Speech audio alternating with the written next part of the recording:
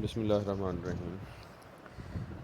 ये फ़ाइल जो इस लेक्चर के साथ मैं आपको सेंड करूँगा ये 2 लेक्चर्स को कवर करेगी और इसमें जो हैं मुख्तलिफ़ न्यूमेरिकल एग्ज़ाम्पल्स कुछ बेसिक स्टैटिस्टिक्स की बुक से ली हैं, कुछ जो हैं वो कॉलेज स्टैटिस्टिक्स से ली हैं और इससे पहले मैंने प्रोबेबिलिटी थ्योरी के लेक्चर दिए हैं। कुछ एग्ज़ाम्पल्स मैंने उसमें भी डिस्कस की हैं, तो प्रैक्टिस के लिए ये काफ़ी एग्ज़ाम्पल्स आपके पास हो गई हैं समझने के लिए। बाकी कॉलेज स्टैटिस्टिक्स में से आप मज़ीद क्वेश्चन हल कर सकते हैं, बेसिक स्टैटिस्टिक्स में से आप मज़ीद क्वेश्चन जो है वो सॉल्व कर सकते हैं। कुछ मैं कोशिश करता हूँ कि मैं उनकी एक्सरसाइज जो है बेसिक स्टैटिस्टिक्स की उसकी भी पिक्चर्स शेयर कर दूँ ताकि आप मज़ीद अपनी प्रैक्टिस के लिए क्वेश्चंस कर सकें। हमने प्रोबेबिलिटी की डेफिनेशन पढ़ी, उसके बाद उससे रिलेटेड जो कॉन्सेप्ट्स है वो सारे के सारे डिस्कस किए, फिर डिफरेंट उसके लॉज देखे। लास्ट लेक्चर जो था उसमें मैंने आपको लॉज ऑफ प्रोबेबिलिटी जो हैं उनके साथ उनकी एग्जांपल्स दे के बाकायदा न्यूमेरिकल एग्जांपल के साथ उनको डिस्क्राइब किया। अभी ये डिफरेंट टाइप की एग्जांपल्स हैं, मैं वन बाय वन एक एक एग्जांपल की स्टेटमेंट पढ़ते हुए उसको एक्सप्लेन करूँगा और साथ उसका सोल्यूशन जो है वो डिस्कस करूँगा। ये आपके पास एग्ज़ाम्पल बेसिक स्टैटिस्टिक्स में से है 7.2 7 चैप्टर की सेकंड एग्ज़ाम्पल है। इसमें कहता है कि one day 20 files were presented to an income tax officer for disposal. एक दिन एक इनकम टैक्स ऑफिसर के पास 20 फाइलें काम मुकम्मल करने के लिए दी गई, पेश की गई। 5 files content bogus entries, 5 files उनमें ऐसी थीं कि जिनमें बोगस एंट्रीज जो हैं वो की गई थी।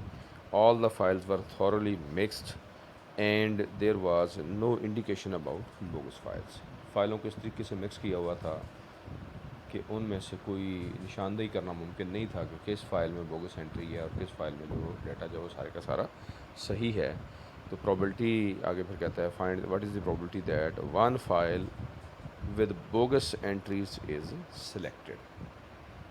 अब यहाँ याद रखें, पहले भी मैं ये चीज़ रिपीट कर चुका कि जब हमने सिर्फ एक आइटम सेलेक्ट करना होता है तो ऐसी सूरत में आपके पास जितनी टोटल आइटम्स होते हैं उतने ही आपके पास number of sample points in sample space होते हैं। यानी यहाँ आपके पास टोटल 20 फाइल्स हैं, आपने उनमें से कोई एक फ़ाइल सेलेक्ट करनी है, तो इसका मतलब ये है कि आपके पास जो number of sampling points in sample space यानी सैम्पल स्पेस का जो साइज़ है उसके अंदर टोटल 20 जो वो पॉइंट्स जो है वो आते हैं। अब हमारी दिलचस्पी किस चीज़ में है, वो है कि हम ये जानना चाहते हैं यानी प्रोबेबिलिटी किस चीज़ की हम मेजर करना चाहते हैं। प्रोबेबिलिटी हम एक बोगस फाइल की मेजर करना चाहते हैं। तो हमने पढ़ा था कि जो इंटरेस्ट होती है जिस चीज़ में, जिसको हम कंसिडर करते हैं या जिसकी मदद से हम इवेंट डिफ़ाइन करते हैं, उसके फिर पॉइंट्स जो हैं वो फेवरेबल पॉइंट्स कहलाते हैं। अब इन 20 फाइल्स में 5 फाइल्स ऐसी हैं जो बोगस फाइल्स हैं। तो इसका मतलब ये हुआ कि अगर हम इवेंट ए नाम दे दें कि selection of A bogus file, तो इवेंट ए के पॉइंट्स जो हैं वो 5 बनते हैं, यानी एन ऑफ ए जो है वो 5 बनता है और एन ऑफ एस जो है वो 20 बनता है। तो प्रोबेबिलिटी का फार्मूला ये लास्ट लाइन में लगाया हुआ है कि प्रोबेबिलिटी होती है P of a is equal to number of favourable outcomes to a divide by number of possible outcomes in s, यानी n of A divide by N of S, ये 5 divide by 20 equal to 1/4। ये आपके पास इसकी probability का वो बन जाती है। तो सिंपल सी एग्जांपल है कि आपके पास एक ग्रुप ऑफ आइटम्स दिया हुआ है, उसके अंदर कुछ एक टाइप की चीज़ें हैं, कुछ दूसरी टाइप की चीज़ें हैं, यानी कुछ फाइल्स में बोगस एंट्रीज हैं, कुछ या वो क्लियर हैं। उनको मिक्स इस तरह से किया हुआ है कि हमें अंदाज़ा पहले से नहीं हो सकता कि कौन सी फ़ाइल जस्ट उसके अंदर बोगस एंट्रीज हैं। कोई एक फ़ाइल रैंडमली चूज़ की जाती है, प्रोबेबिलिटी मालूम करनी है, यानी चांसेस निकालने हैं कि वो फ़ाइल बोगस फ़ाइल होगी, यानी बोगस एंट्रीज वाली फ़ाइल होगी। तो ये इसकी पहली एग्जांपल आ गई। एक और एग्जांपल इसमें से लिया है, कहता है कि class of 60 students has 30 first divisioners. कुल तादाद है 60 स्टूडेंट्स क्लास की, और उसमें 30 स्टूडेंट ऐसे हैं जिनकी फ़र्स्ट डिवीज़न है, 20 सेकंड डिवीजनर्स एंड 10 थर्ड डिवीजनर्स। 10 जो है उनकी थर्ड डिवीज़न है। 1 student is selected at random, कोई सा एक तालिब इल्म में से सिलेक्ट किया जाता है। Find the probability that the selected student is, आगे उसने डिफरेंट इवेंट्स दिए हैं जिनकी प्रोबेबिलिटी निकालनी है। इज़ ए फर्स्ट डिवीजनर, फर्स्ट और सेकंड डिवीजनर, और फिर सेकंड और थर्ड डिवीजनर। अब यहाँ भी देखें कि उसने कहा कि वन स्टूडेंट इज़ सेलेक्टेड, एक ही स्टूडेंट सेलेक्ट किया जाता है। इसका मतलब ये है कि हम सिर्फ एक मेंबर को सिलेक्ट करना चाहते हैं, तो फिर जितने उस क्लास के टोटल मेंबर्स या टोटल स्टूडेंट्स हैं वो हमारी सैम्पल साइज़ बन जाए, सैम्पल स्पेस का साइज़ बन जाएगा। यानी सैम्पल स्पेस के अंदर एलिमेंट्स की तादाद जिसको हम एन ऑफ एस कहते हैं वो बन जाएगी, यानी एन ऑफ एस होगी इसमें 60। अब ज़ाहिर है कोई सा भी स्टूडेंट सेलेक्ट हो सकता है, तो फिर हम इसके बाद इसकी प्रोबेबिलिटी अगर हम कैलकुलेट करें तो अगर फ़र्स्ट डिवीज़नर की बात करें तो फिर हम इंटरेस्टेड हैं इस स्टूडेंट विद फ़र्स्ट डिवीज़न। तो जो टोटल एलिमेंट्स हैं उनमें से 30 आउटकम्स यानी सैम्पल स्पेस की जो 60 आउटकम्स हैं उनमें से 30 आउटकम्स ऐसी हैं जो हमारी फेवर में हैं, यानी जो हमारे मकसद को पूरा करती हैं। उन 30 में से अगर कोई भी स्टूडेंट सेलेक्ट होता है तो हमारी रिक्वायरमेंट जो वो पूरी हो जाती है। तो फिर नंबर ऑफ़ फेवरेबल आउटकम्स जो हैं वो 30 बनती हैं। अगर मैं ए नाम दूँ इस इवेंट को कि a student with first division is selected, तो फिर एन ऑफ ए बन जाएगा 30। और ये फार्मूला जो है P of A is equal to N of A divide by N of S, ये 30 divide by 60 is equal to 1/2, यानी 50% चांस है कि आपके पास जो स्टूडेंट सेलेक्ट होगा, कोई सा एक स्टूडेंट सेलेक्ट करेंगे तो 50% चांस ये है कि वो फर्स्ट डिवीजन वाला स्टूडेंट होगा। फिर उसने सेकंड पार्ट में क्या फर्स्ट और सेकंड, और को मैं पहले भी ये पीछे जो लॉज ऑफ प्रोबेबिलिटीज़ मैंने डिस्कस की है वहाँ भी मैंने बताया था कि ओ आर और जो होता है जिसको उर्दू में अभी या कहते हैं, ये एडिशन है या यूनियन है। तो इसमें आप देखेंगे कि वो स्टूडेंट्स जो फर्स्ट डिवीजनर हैं या सेकंड, अब ये बात बिल्कुल क्लियर है कि जिस स्टूडेंट की फ़र्स्ट डिवीज़न है उसकी सेकंड नहीं होगी, जिसकी सेकंड है उसकी फ़र्स्ट नहीं होगी। एक स्टूडेंट की एक ही डिवीज़न होगी, या वो फर्स्ट डिवीज़न वाला स्टूडेंट होगा या वो सेकंड डिवीज़न वाला स्टूडेंट होगा। तो अगर आप उन दोनों को जमा करें तो वो 50 स्टूडेंट्स बनते हैं, और 50 को अगर आप 60 से डिवाइड करें तो ये 5/6 प्रॉपर्टी बन जाती है। फिर आपके पास आ जाता है जो थर्ड उसने पार्ट दिया है सेकंड और थर्ड। अब ये स्ट्रेट फॉरवर्ड है, मैं इसको स्किप कर रहा हूँ, आप इसको खुद इजीली अंडरस्टैंड कर सकते हैं कि आपने आखिरी दो ग्रुप्स को आपस में ऐड करना है। फिर एक और एग्जांपल ये इसी बुक से डिस्कस कर रहा हूँ। ए फेयर डाइज थ्रोन, यानी जिसकी सारी साइड्स बैलेंस हैं। Find the probabilities that the face on the die is maximum, prime, multiple of 3, multiple of 7।